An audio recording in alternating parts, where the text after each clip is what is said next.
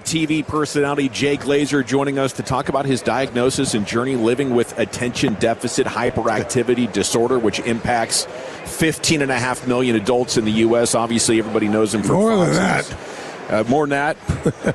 I feel like I got it. With social media? Yeah. Oh, my God. Are you kidding me? How do you know if you got ADHD? Well, I know when I'm sitting in something I'm not interested in, it's like, this is what I explain to people when I talk to teams. It's like I'm drowning.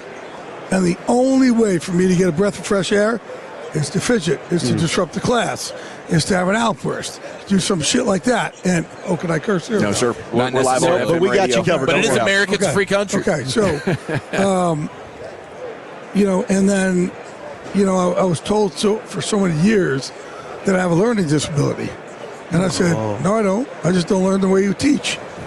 Clearly, I don't have a learning disability. I've written 2 books. I'm in the Broadcast Hall of Fame, got an Emmy. I've done all this stuff. Like, I was one of the youngest sports columnists at the New York Post.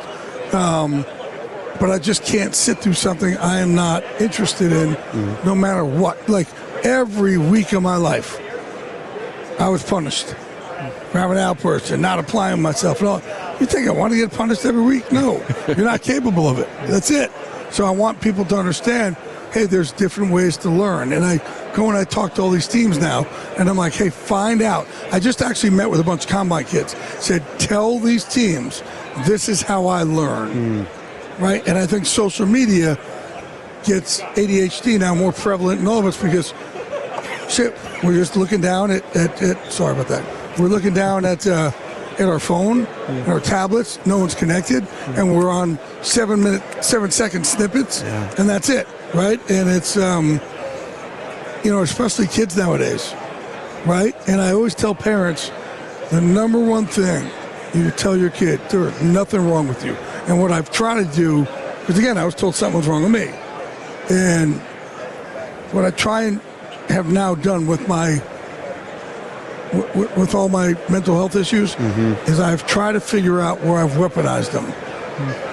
Okay, where depression's helped me, anxiety's helped me, ADHD's helped me. Bipolar, I'm still trying to figure that one out. But if I look at them like they're my superpower, I'm not ashamed by them anymore, which I was for so many years.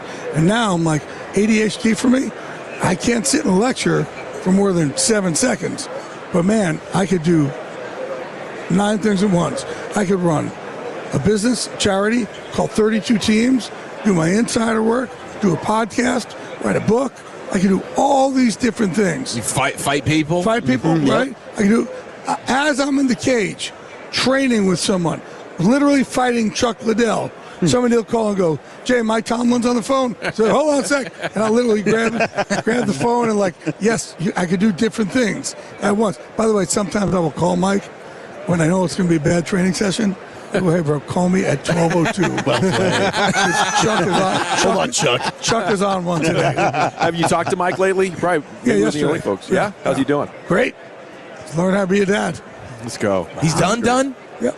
Okay, for now. We got 4 minutes. We would be remiss if we don't dive in on what you think about the Cowboys offseason so far, bringing in Christian Parker, what they got to do. Oh, I think it was great. I mean, everything's going to be upgraded, So, a lot of these coaches, and I help a lot of teams in their coach searches. And I said, the one thing you got to look at is when a guy loses his job. I think I could say this here. Does he lose his nutsack? Yeah. And what I mean by that, Nathaniel Hackett, right? You're a defense coordinator last year. I always say, when you interview guys, see how much they talk about their last place. If they talk about it a lot, they're not over it. Okay. Yeah. Okay? They're still living in that bitterness.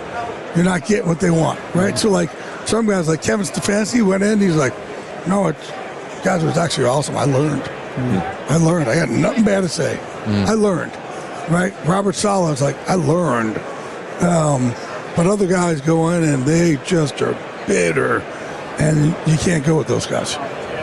Very interesting. Jay Glazer with you here on The Fan. Do you think the Cowboys are going to have an active free agency for the first time in a while? Yep, I do. Yep. Really? They got some capital now, and let's go. Yeah, I do. How's the Pickens saga play out? I don't know. That one, I don't know. It's a tricky one. Yeah, it is. But franchise tag, is that the safe assumption?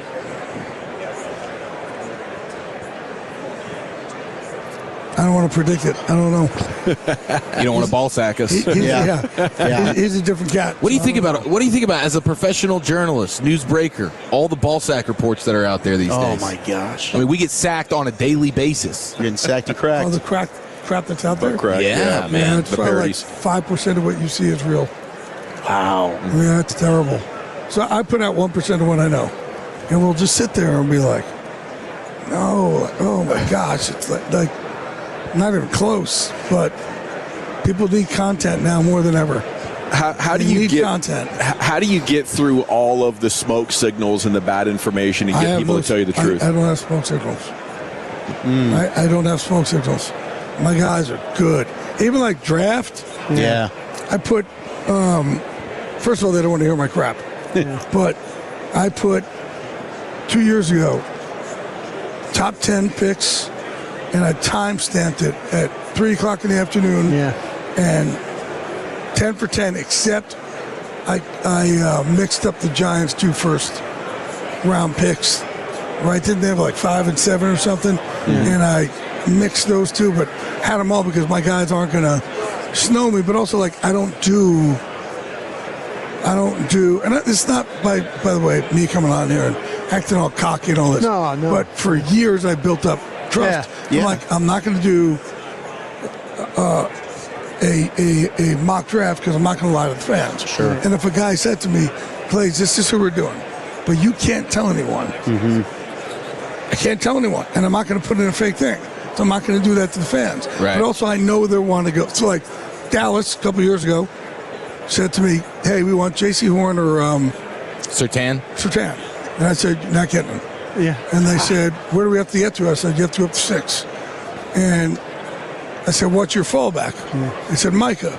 I said, okay, I could probably get you a dance partner you probably go down about 4, right?